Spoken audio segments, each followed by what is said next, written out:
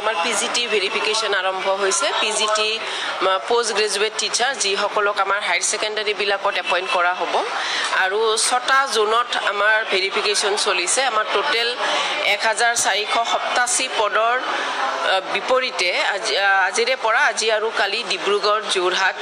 নগাঁও আমাৰ কামৰূপ মেট্ৰ বঙাইগাঁও আৰু কাছাৰ জিলাত ভেৰিফিকেশ্যন আৰম্ভ হৈছে কামৰূপ মহানগৰ জিলাত আমি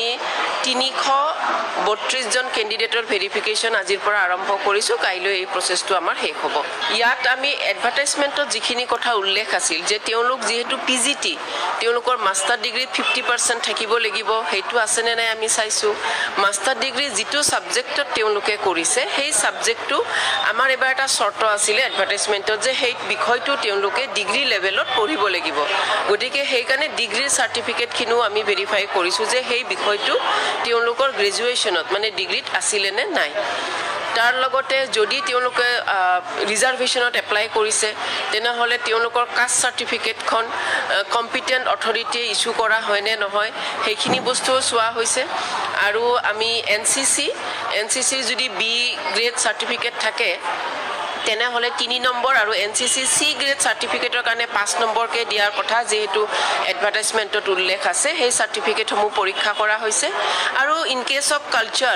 কালচাৰেলৰ ক্ষেত্ৰত আমাৰ কৈছে যে পাৰ্টিসিপেশন নহয় এচিভমেন্ট লাগিব তেওঁলোকে বাহিৰত পাৰ্টিসিপেট কৰি তেওঁলোকে যদি কিবা এচিভমেন্ট লাভ কৰিছে তেনে হলে তেওঁলোককো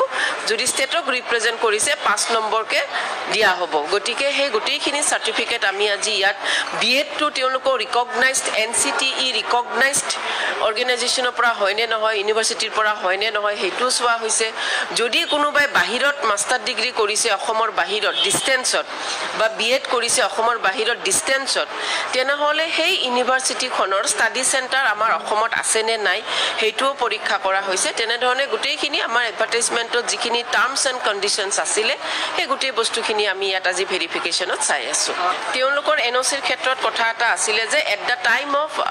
application তেওঁলোকক NOC নালাগে কিন্তু সিলেকশনৰ টাইমত NOC তেওঁলোকক লাগিবই আৰু আমি অলৰেডি ওয়েবসাইটত দিয়া আছিল আমাৰ মাধ্যমিক যি ওয়েবসাইট আছে আমাৰ ডাইৰেক্টৰেট সেকেন্ডাৰী এডুকেশনৰ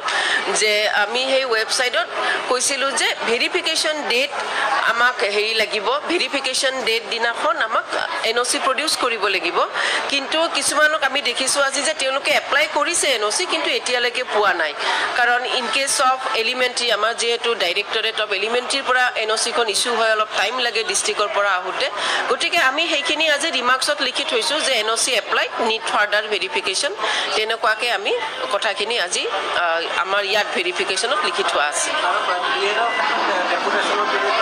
B.Ed ডেপুটেশন লাগিব যদি ইন সাৰ্ভিস হয় ক্যান্ডিডেটজন তেনে হলে তেওঁ ডেপুটেশনত যাব লাগিব আৰু যদি তেওঁ ডিসটেন্সত কৰিছে তেনে হলে তেওঁ নিজৰ ৰেগুলাৰ ডিউটি হাৰ্ম নকৰাকে কৰা বুলি এখন NOC প্ৰডিউস কৰিব লাগিব কম্পিটেন্ট অথৰিটিৰ পৰা তাৰ মানে এপইন্টিং অথৰিটিৰ পৰা